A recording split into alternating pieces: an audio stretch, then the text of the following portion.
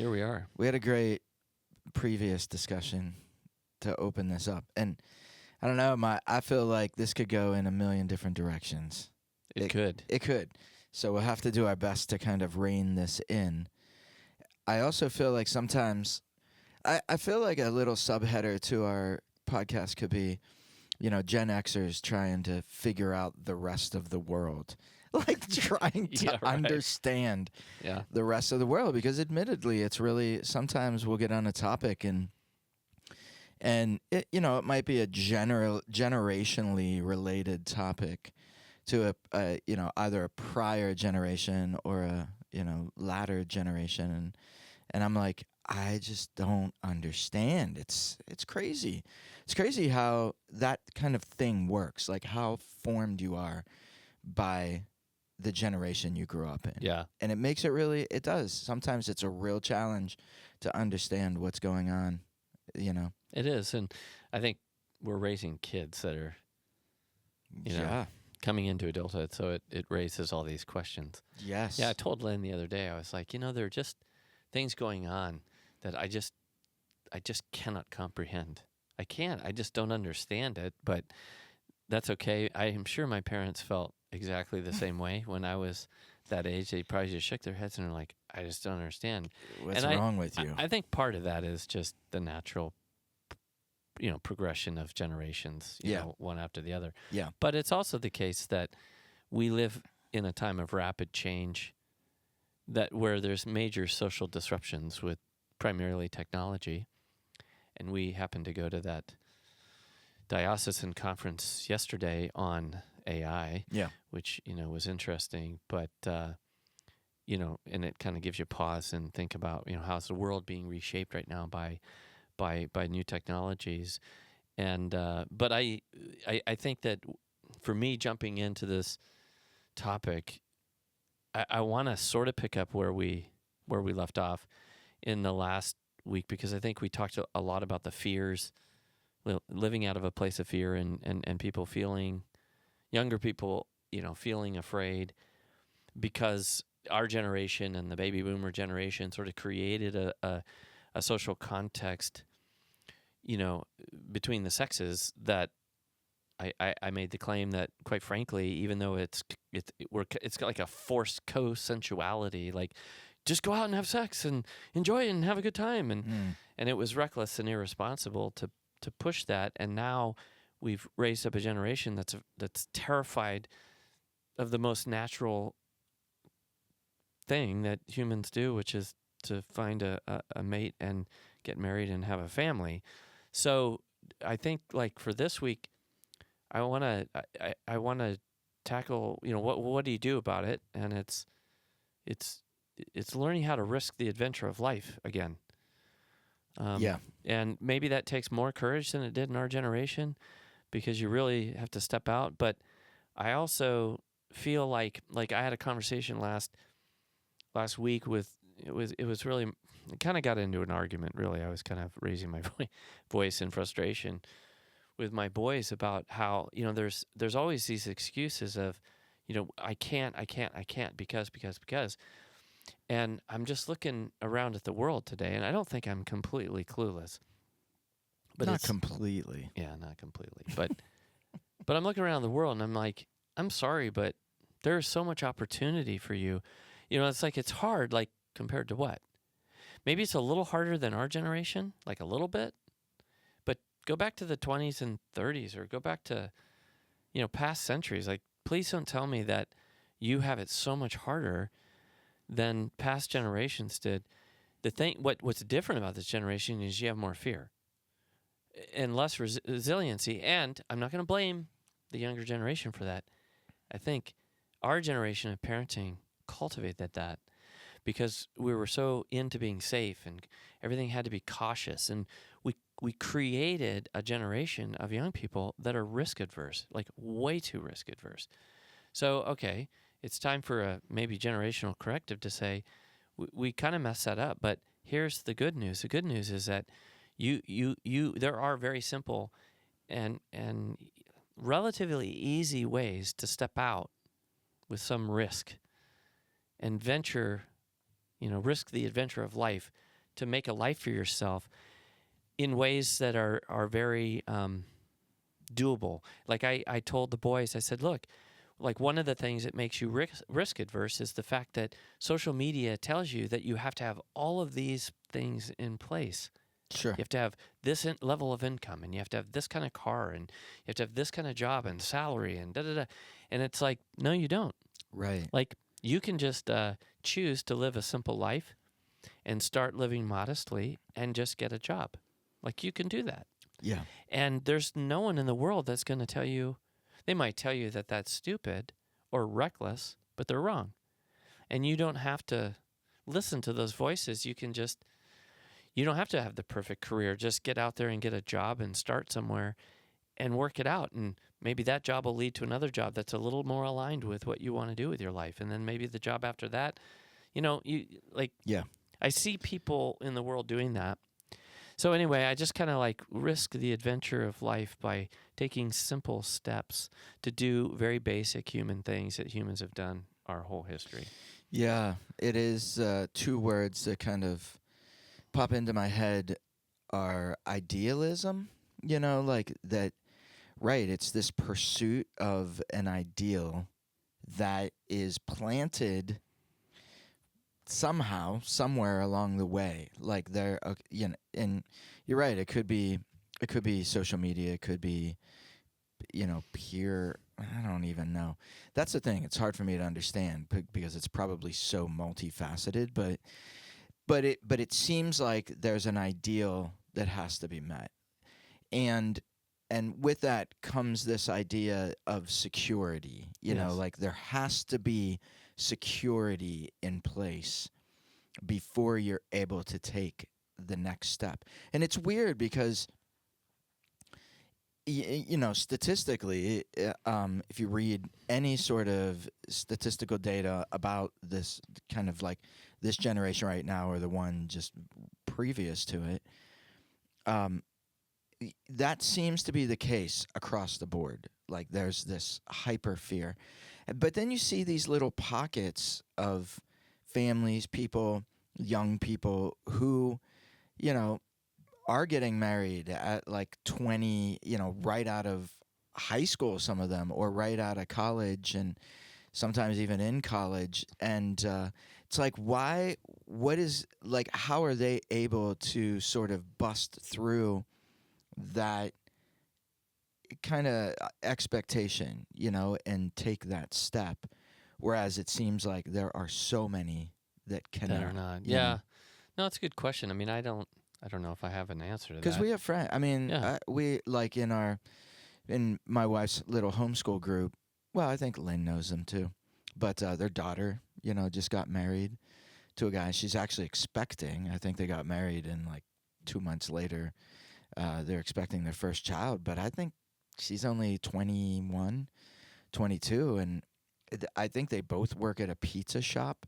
Like talk about embracing the risk. Yeah. And it's fascinating to me because in a lot of ways they're an anomaly. Like they're such an anomaly, and it's like how much of that has to do with the environment, like the family life, because from what I can tell, she's one of my second daughter's really good friends. It's not like she pulled the whole like anti-technology kind of thing. Like she was a big social media user and had all the sort of like opportunities to embrace whatever that message was, but somehow was able to break through. That's fascinating to me. Yeah. No, it is fascinating. I'm not sure there's an answer to that other than just that's who she is, and that was just in her. I mean, I look at Brielle, my daughter, and I feel like for some reason she just like she kind of did the more conventional path. She went to college and she worked really hard, lots of hours, had to borrow some money. She got a job. She's paying off those debts. She keeps trying to advance, but she's not doing a job that she like. This isn't her dream job. Right. It's, but she found a guy. She got married. Like it, and there are people that do that, but there's what I would consider a kind of disproportionate number of people that that are afraid to step out like that, and there's just a litany of excuses all the time. It's this and that, and I'm like, I'm sorry, but like when I look at like my path even, and I started out just trying to piece together different jobs, and then I left Seattle. I didn't think I'd ever leave Seattle. Yeah. I was so attached to my family and so in love with the Northwest, and I was never going to leave.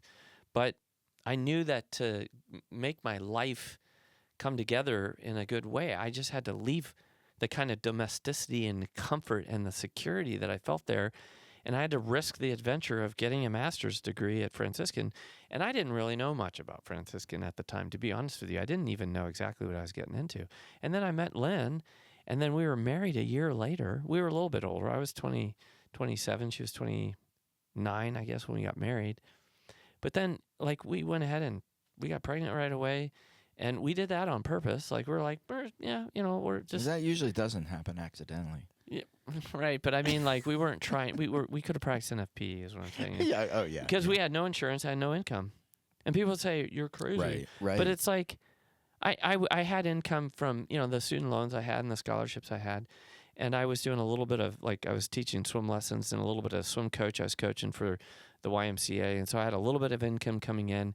We just lived meagerly, and we figured it out and we made it, but. And I think that as Christian people, there's a biblical precedence for this kind of adventure. That's what it is. It's an adventure. It's like, it's not like it was reckless. It was like we had a path and we had a plan, but it just wasn't easy. It wasn't safe. It wasn't secure. I had to go out and figure out, I had to buy some kind of insurance for students. Yeah. And I had to go around, and we were like, well, if we go the hospital route, it's going to be kind of hard to pay for. So we went the midwife route, and that was a lot more, inexpensive. And we even had the option of delivering, doing a home birth, which would be a lot cheaper yet. And we were willing to just go that route because it was what was possible to us. We just, kind of figured that out. So I think that, I guess, to this initial point that I think we're trying to wrestle with is that we've created a cultural environment for young people that has, and I say we, I mean, I think our generation and the baby boomer generation did this. It's our fault. That was risk adverse because it's like the helicopter parenting, where it's like you're trying to create the perfect conditions for your child. They can never suffer. They can never have any adversity or opposition in life. Everything's got to be, the path has to just be paved for them. And then all of a sudden they have to get out into the real world and they don't know what to do. Yeah. Because they've never had to risk anything. And again, the biblical precedence is set by Abraham, The call of Abraham is the call of the human heart to respond to God in faith and say, faith is the security I need.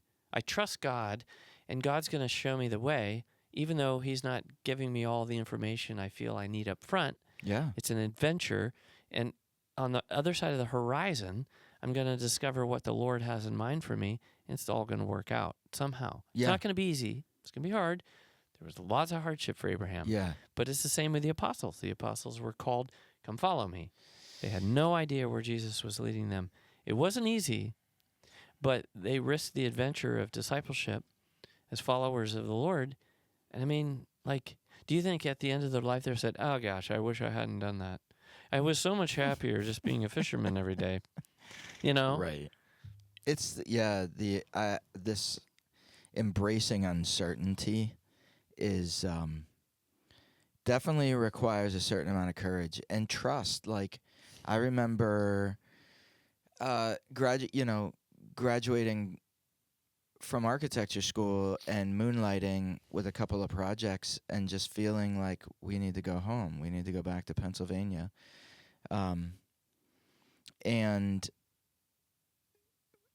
we did with two projects. I had two. I look back on it and I'm like, dang, that was really, wow, talk about risky. Hoping against hope that this would sort of blossom into something that could support the family. But it's like, we kind of weighed the priorities. Like, it was just super important for us to come back and be close to family. And then I think like the security was in knowing that if we failed, there would always be a plan B. There's always some plan B waiting. And if we epically failed, our families, like we could sort of like get our lives situated with one of our, with like my parents or her parents until things started to solidify again. Like there was never this thought of like, well, if we fail, that's it. Like we're dead. Like there was always this sort of bottom line of like, we'll be okay. Like there's some net to catch us. And I think if you have that in the back of your mind, there's not much you're not willing to risk. You know what I mean? Like that gives you a real security to risk a lot of things if you have this sense that even if you fall flat on your face, you'll still make Yeah, it. it'll work out. And that's the value of that kind of faith. Right. It's like there's one thing to have the faith, like to believe in all the truths and the doctrines of the Catholic faith. It's another thing to risk the adventure of stepping into the unknown, with faith, like trusting in God. And I think this is the thing that's really holding, young people back. And I don't think you feel this way either. It's like we're not sitting here trying to toot our horn. It's just that we were raised by, a heroic generation of parents that just weren't risk adverse and didn't try to protect us with everything. You know what I mean? Like, Yeah. I just think of my childhood. Like I was out doing crazy things all the time, and my parents didn't know. And if they knew, they didn't really even care that much. It wasn't like life-threatening dangers. It was like, Yeah. jumping on my dirt bike over 5 garbage cans and wiping out and getting some scrapes, maybe Yeah. risking a broken arm. Yes. Like it was that kind of thing. It's like you learn that, hey, you it's going to be okay. You're going to survive this. And so I never, like when it came to going to Steubenville, once I made up my mind that this is what I needed to do, it's like, you set your sails, you trim your sails and you sail into the wind. You just do it. And I didn't overthink it, Yeah. and it was Lynn. I remember, she had been in a previous marriage, and so we were, waiting for the annulment to come through, came through. It wasn't a year from when we met. Her friends back home and her family, except for her mom, were like, is she crazy? Right. Yeah. And Yeah. we were just like, no, we're not crazy. This is totally of God, and we're doing this, and I think people were like, you're out of your mind. Yeah. But it's like when those decisions to move, to get married, to move to Austria, to come to to go out to Denver, to come to the diocese, all these decisions, none of them have been easy, but all of them have been guided by, God calling us out into the deep, so to speak. Yeah. And go cast your net on the other side of the boat. Like go out into the deep and cast your net into the water. And faith is the faith, that energy of trust is what gave me the courage to risk those things. And it didn't all go smoothly, and lots of, there's been pain along the way and difficulty. But when I look back, it's like, would I do it differently? Would I play it safe? No. What a story, Yeah. I have to tell, and look at all the things I've learned along the way, because, as they say, nothing ventured, nothing gained. Yeah. And I think that the thing that's so hard for me, and I pray every day for like my nieces and nephews, and, not to get too, particular about it, but like I have a nephew, for example, on one side of the family who's afraid to have kids. He's married to this just incredibly wonderful person. He's brought the very best out of him. And I get it. There's a whole backstory. There's a whole set of reasons. And I'm like, just do it. Yeah. Like have kids, Yeah. And I have other, nieces and nephews that are trying to find someone, and they're out there, but it's like, I feel like their criteria, their punch list is too steep, and it's like, they might not be the perfect candidate, but if they basically get a pass, and they're fun to be around, you enjoy the company, like risk the adventure of growing together and figuring out what life together is going to be like. But I just always feel like it's like, yeah, but there's always these disqualifiers that, Yeah. and at the end of the day, it's like, well, who's going to measure up? It's sort of like people that are looking for the perfect church. Yeah. It's like they can't just risk the adventure of a relationship with Jesus because I've got 25 things that this parish doesn't measure up to, and this pastor, we need the perfect this and the perfect that. Yeah. And it's like, well, at the end of the day, jump in and be involved in the community. It's just kind of like this fear of commitment. I feel like the conditions have to be just perfect to be committed, and so it turns into this weird kind of opportunism. I'm waiting. I'm waiting. I'm not going to commit until it's just right. Yeah. And nothing's ever right, so I never make the commitment. And it's like, okay, well then, so what do you have? Like, what's the texture of your life? You're waiting. So I know it's hard, and these are hard things to say, but it's like the problem is you have to shut out what the world is saying. Yeah. Like it's too risky. It's not a sure enough path. Yeah. I mean, that's one of them. First of all, I'm so fascinated by. I think fear is probably the thing that it's the biggest obstacle. I think, in my observation, fear is the biggest obstacle to any flourishing, in anybody's life. Being afraid of something is, and so.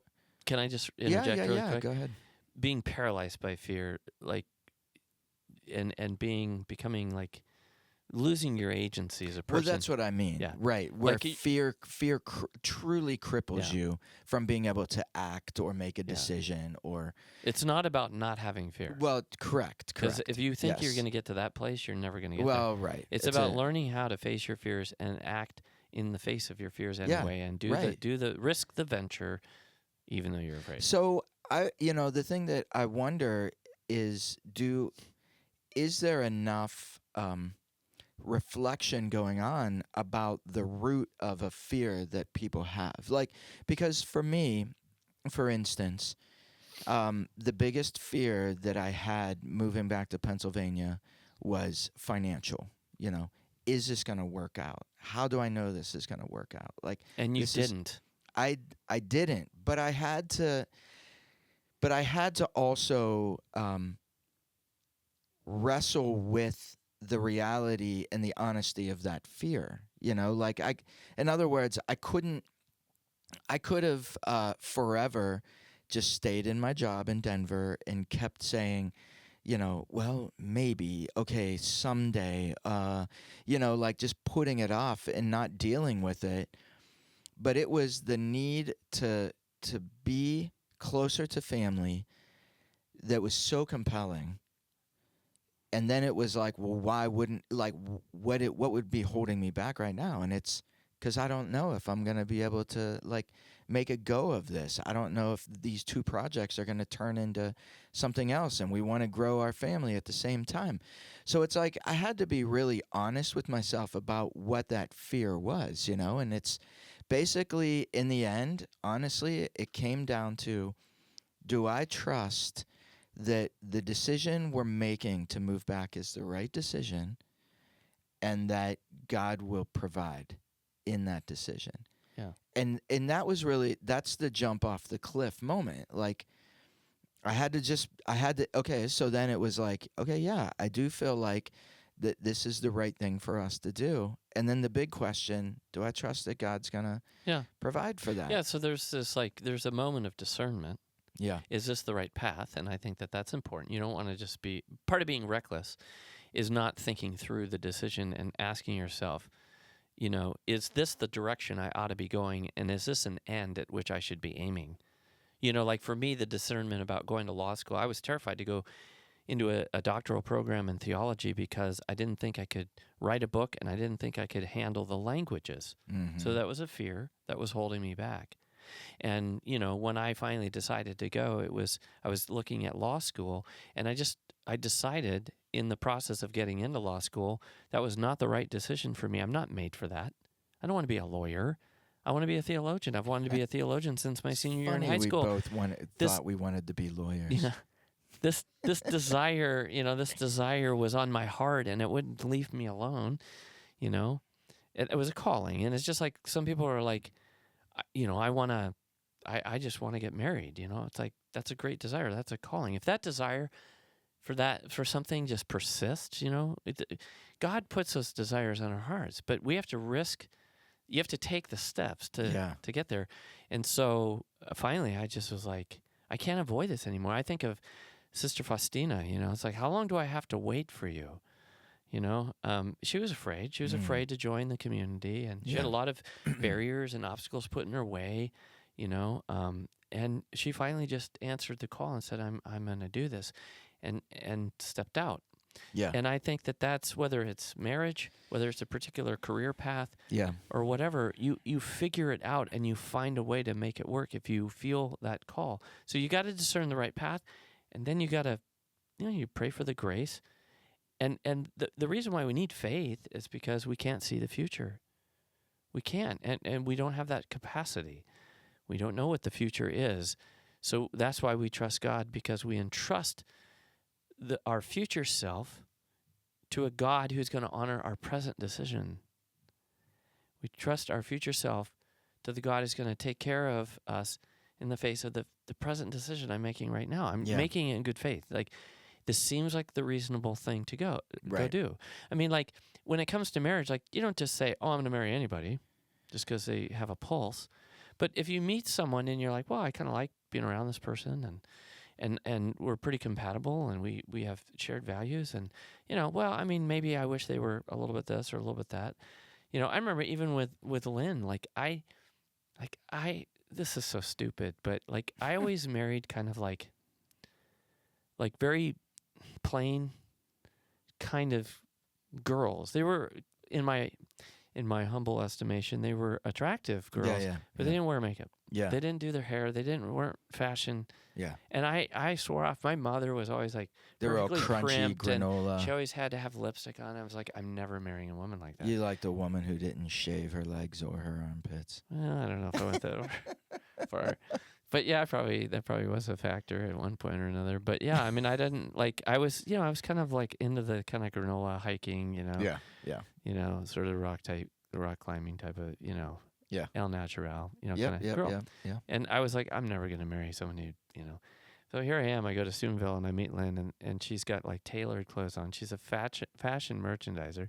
She's got this big Texas blonde hair that's all, built up, and lipstick every day, like perfectly done up, just, dialed into the nines, And I'm like, I can't believe this, but I really like her. Like, I've never been so comfortable around a woman in my life. Yeah. Like, she really likes me for who I am, and I really love being around her. I was like, how is this possible? Yeah. But I just was like, I just said, I guess I don't care about those things anymore. Yeah. And I could have gotten stuck and hung up, and I always imagined, I mean, she was worried because she was a small town, kind of farm girl, and I'm the big city, boy, upper middle class. Well, I really wasn't, but that was her perception of me. Yeah. Intellectual, guy from Seattle. My parents both had university educations. My mom went to Stanford. She's like, why would I ever go for a guy like this? But it's like, and so like we threw all of that aside and just went for it. And I'm not going to look back on 30 years of marriage and say, oh, it's been perfect, and we haven't had any problems, and we haven't hurt each other, and we haven't suffered. It's like, of course we have. But that's why we have the relationship we do today, because we just said, let's go for it. This is so unconventional in our thinking, the way we thought about this, but let's go for it because we're in love. And that was and more, God's leading us. And I would say in that sort of generational time frame, that was kind of the norm for people Yeah. to do that. And that's the thing that I'm always trying to like put my finger on, like why was that the norm back then and it's not now, like what Yeah. has shifted? Okay, so is it a result, or is it you just can't answer it and it's a million things? Is it, the influence of kind of this idealism that's, sort of everything is so perfectly edited and presented, and even when it's seems like it's not edited, it's edited to make it look like it's not edited, like what I'm talking you know what I'm talking Yeah. about. Right. So it's Everything's like so everything polished. is very curated, Yeah. everything is very Produced. very engineered, specifically done. Is that the big influence? Is the big influence kind of the prominence of broken families, which leads people to not necessarily trust or be very like wary of taking the risk of relationships and things like that? Is it is it like a real true lack of real faith? Like it's one thing, like you said, to believe, like to profess that you believe the in the church and what the church teaches, but it's another thing to really live it, like, so are all of those things sort of like meshed together, like, because I think my kids are pretty good about like risking, um, they go out all the time. I mean, sometimes a little bit too risky, um, which reminds me probably a little bit of me, but my oldest daughter has this ideal of a man, like in her mind, and she doesn't necessarily have a difficult time like meeting guys, dating guys, talking with guys, but in terms of like the forging of a long-term relationship, we're just trying to figure out what's going on up there, like, because she's crippled a little bit, I think, of the ideal in her mind, Mhm. like, um, and it's Yeah. a major league baseball player with a mustache and dark hair, and oh, that's Yeah. funny. I don't. I mean, I think the answer is yes.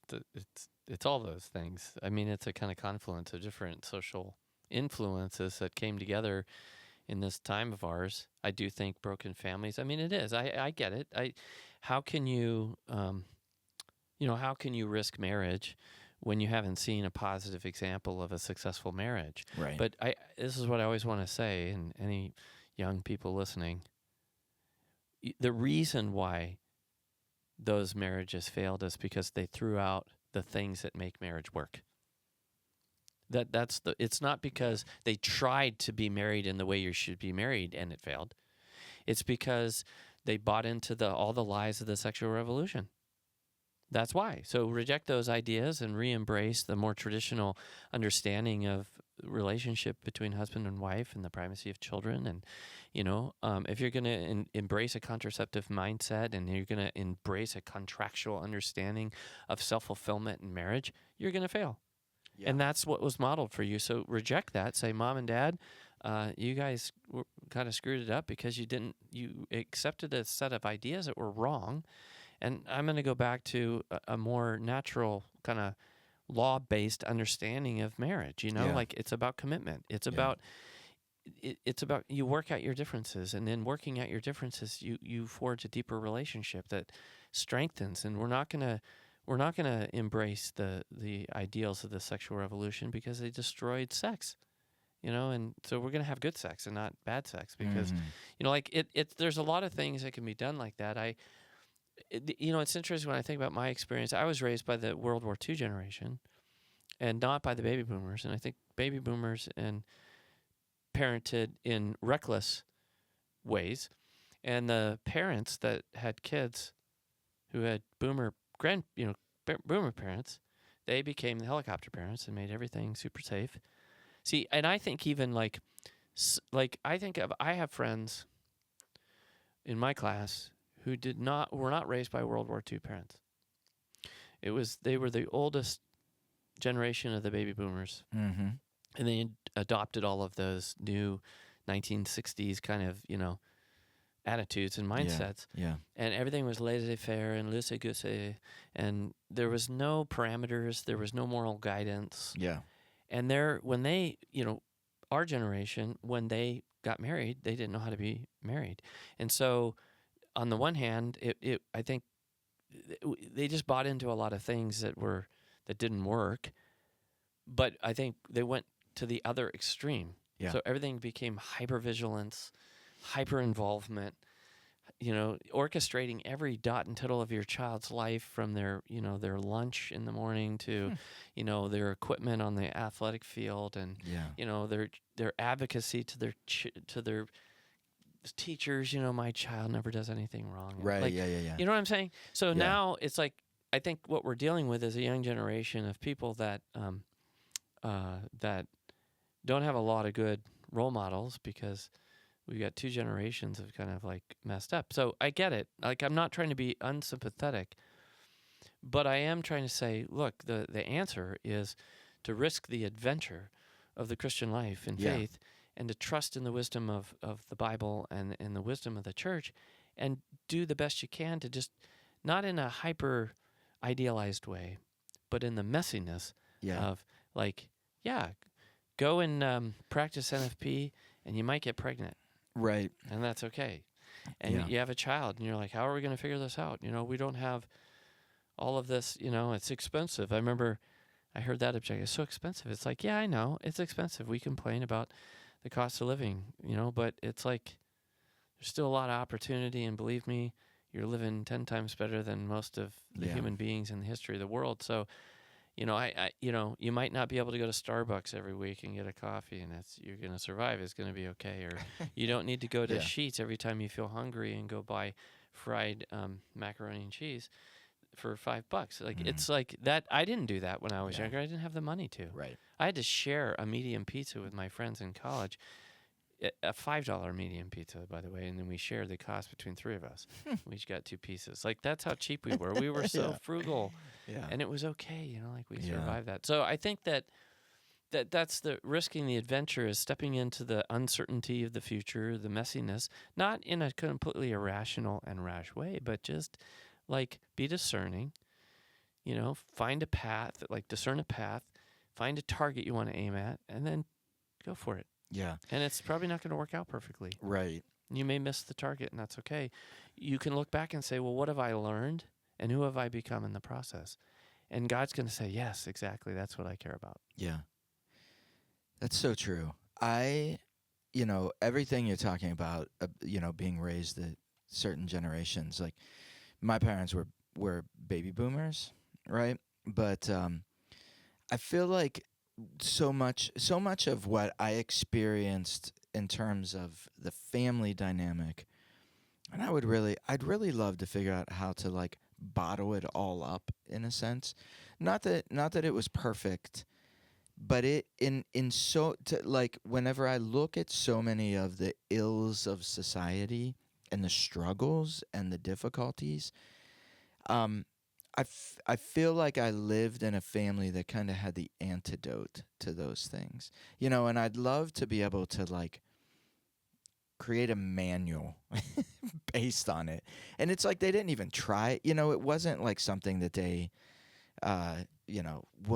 intentionally sort of did. It was just something that was passed down, a way of life, a way of approaching life, a way of, kind of living the faith that was just passed down for generation after generation, and they all adopted it. Like, that's the thing. So it wasn't like even during the 60s, it wasn't like my parents grew up in that and then they were like, no way, I don't want this anymore, because I think they felt, and this is how I felt, there was an inherent joy and happiness in that way of life, that I'm like, why would I want something different? Well, see, I think growing up in a small community, don't you think you were, like, your family and your extended community were a bit insulated from a lot of the craziness? For sure. Yeah. Yeah.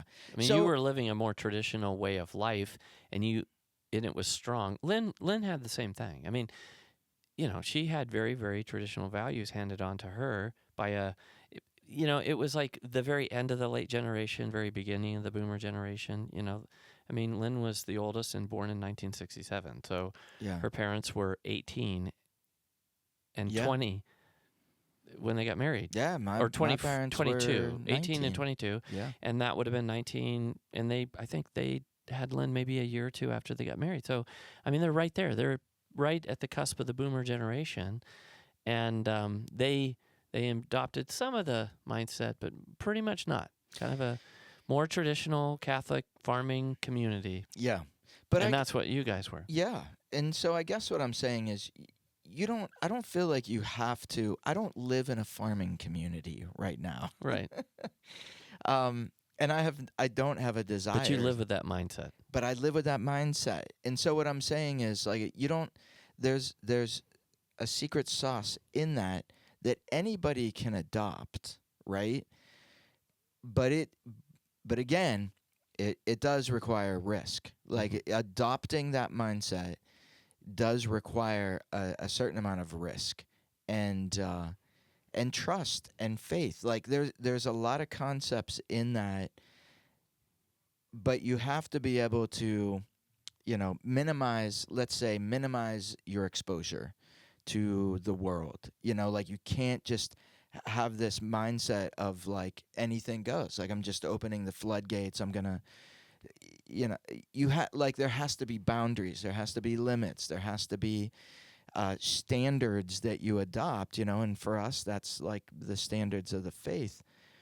And I even see, I don't think this is a problem necessarily just with a younger generation. Like, who's the famous quote? Like, they look around and they just see people living lives of quiet desperation. Yeah. Is that Thoreau, maybe? But regardless, Can't remember. I feel like there's a lot of older people that also have sort of lost the notion of risking, and they just continue to choose the path of least resistance, like that leads to financial success, that leads to material success. And sometimes I'll listen to somebody giving advice to one of my kids, and it's like, well, if you major in this, you can get a job in this, and it'll, lead you to this. And it's like, yeah, but what if they don't want to do that? Like, it's not just about, like that's Right. a very risk averse, like, well, just do the safest thing, and that's going to lead to security in your life. And in some ways, it is security, but so that the risk aversion thing.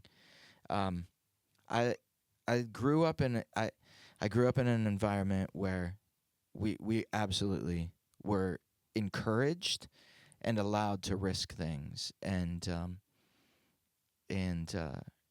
jump out in faith. And I mean, it's not easy, like you said. I wouldn't. It's not, and it's not easy, and that's okay. That is super okay. Because you learn and become a better person in the midst of all of the hardships. Yes, the lessons learned.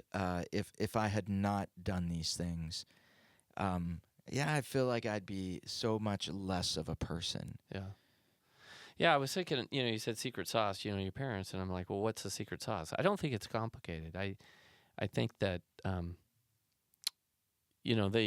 think your parents, it's obvious to see from the outside looking in, and I think the same of my family, but there was a commitment to fundamental family values. Yeah. Simple things like you work hard, you provide for each other, you eat your meals together, you go to church on Sundays, you follow the church's teaching. You know what I mean? Like, and I would even throw in real quick, but looking back on and reflecting on it, I feel like my dad really was the role of protector of the family. Like my dad spent a lot of time trying to protect the family from too much of what was going on out. Not everything, of course, but as much as he could, not sheltering, but just like a bouncer. Yes. Who gets to come in?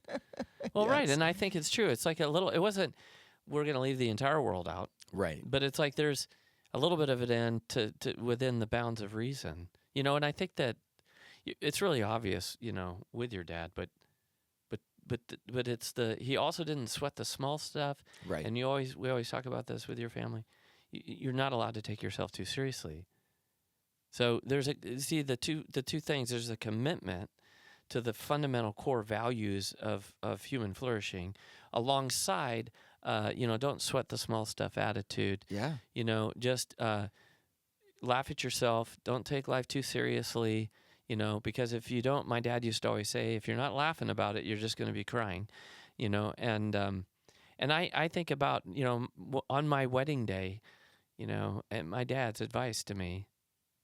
Well, he had previously told me, he's like, all the way growing up, he always said, Michael, when you get married, the most important thing is just always put your wife first. Don't put your kids do not go before your wife does. Yeah, right. You put your wife first, and then Yeah. as a couple, you make your kids first. Put your wife first, and everything will be fine. That's Yeah. what your kids want more than anything, is to know that their parents love each other. Yeah. That's all they care about. Everything else, they'll figure everything else out. But if they feel threatened by the fact that mom and dad don't get along, nothing else you do is going to matter. Yeah. So I'm like, okay, no matter what, like, you just figure out how Lord, how do I love this woman? Good, bad, Yeah. and everything in between. Yeah. His advice to me on my wedding day, this is all he said to me. I can remember it so clearly. We're driving to the church from where we were staying. It's all I said the entire ride there. I couldn't believe it. I still laugh at this. He's like, Michael, just remember one thing. And I said, what? He goes, don't sweat the small stuff. If Lynn wants green curtains, let her have green curtains. That's all he said. I'm like, of all the things my dad could have said to me on my wedding day, That's really it was the best. It was some of the best advice, because a lot of marriages and relationships fail because people get so wrapped around the axle of dumb stuff. Yeah. And it's all about control issues, or it's all Yeah. about fear of, this and that. And you just Well, that's like letting people, the concept of letting something or someone steal your peace. yeah. And I think about that with kind of in our political environment. Like, people allow their peace to be absolutely disrupted by, what the president might say, or something that he did and then it like crushes they lose their entire day over it, Right, because they lose they're so perspective. filled with. Yeah.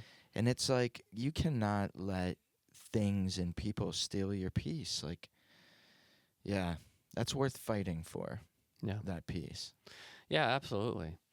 So, yeah, I just think, I think that I think risking the adventure of life, making a commitment Yeah. to something that over the long haul is going to bear fruit, it's going to be meaningful, it's going to be life-giving, it's going to be a school of your own humanity, a way to learn how to be fully human. It's simple. It's simple. It's not complicated. It's finding meaningful work that expresses your gifts. It's finding someone to share life with, and having a family, and having Yeah. kids, and having meals together, sitting around the campfire, playing games. We make life so much more complicated, Yeah. and we idealize all these things that we think we need to have, and Yeah. then we get paralyzed, and people just can't move forward. They get And stuck. Right. And you just need to know what you're afraid of and why you're afraid of it, and then just Go for it. Go for it. Yeah. Yeah. Yeah. Again, not rashly or not stupidly, but when you discern a path, you risk the adventure to get it, and you're not, you probably aren't going to hit the target on the bullseye, and that's okay. You just keep moving forward, putting Yeah. one step. I think about, I'll end here, but I just think about starting Preambula Group. Like, talk about uncertainty. We still live Yeah. in that uncertainty. Yeah, I don't know yeah. what's going to happen 6 months from now. Yeah. And it's okay. hard. It's hard, and and sometimes it's incredibly frustrating what we have to deal with. But you get up every day and you put one foot in front of the other, and you risk the adventure. Say, well, what might lie around the other corner, Lord? Right. Like, what do you have in mind for this? Like, you seem to have called us here, and we're doing this thing. So what, and give us eyes to see the blessings, give us eyes to see the fruit, because you can get paralyzed by focusing on the negative, focusing on what's not working just perfectly, or the way you want it to work. And if I've learned anything in this life, because I think as a melancholic personality, I think I've fallen prey at times to the idealism. The thing that hasn't happened is I haven't stopped moving forward because the ideal didn't get realized. Yeah. Or I never was paralyzed. I never went for it because I was afraid it wouldn't work out. But I did romanticize things. I have built things up in my mind and idealize them. But it's like, and I think in my older age, I'm like, okay, well, maybe don't make it the impossible dream. Choose something that's achievable and more realistic and within your reach, and be content with that. Paul says this somewhere, like, just be content that, with the simplicity of your life. You have friends, you have community, you have food to eat, you have a roof over your head, you have someone to go to the pub with and put back a beer with, you have beautiful scenery around you that you can walk in, and you can, these are all blessings, all gifts that God gives us. And all God wants us to do is to step out, into the daylight and embrace it. So can I read this quote before you wrap it up? Yep. Because this is from We'll wrap it up with the quote. This is from the conference yesterday. Give yourself enough time to produce something great, but not unlimited time. Focus on creating something good enough to catch the attention of those whose taste you care about, but relieve yourself of the need to forge a masterpiece. Progress is what matters, not perfection. Oh, that's good. That's a great way to end. Awesome. I knew you'd find a way to bring that in somehow. And I did. You read that to me yesterday in the car ride home. Yeah, it was great. Well, hopefully this was helpful. I think all we've tried to do here is just really reflect on our own experience and maybe pull out some nuggets of wisdom, for any of you out there that might be feeling stuck and unable to move forward and risk the adventure of life because you're trying to find the perfect and ideal path or the perfect and ideal, spouse or outcome or job or whatever it is. So much of life is lived and experienced and enjoyed because we have the faith in God to step out into the unknown and follow wherever he leads us. So hopefully this has been helpful and encouraging to you. Again, be sure to subscribe. The more subscribers we have, the more this gets pushed out to other people. Leave your comments if you have them. Feel free to reach out to us and share this episode with your friends. See ya. The Wise Guys Podcast is a production of Preambula Group, a Catholic ministry dedicated to helping you thrive in the heart of Jesus. Visit us on the web at preambula.org and follow us on social media.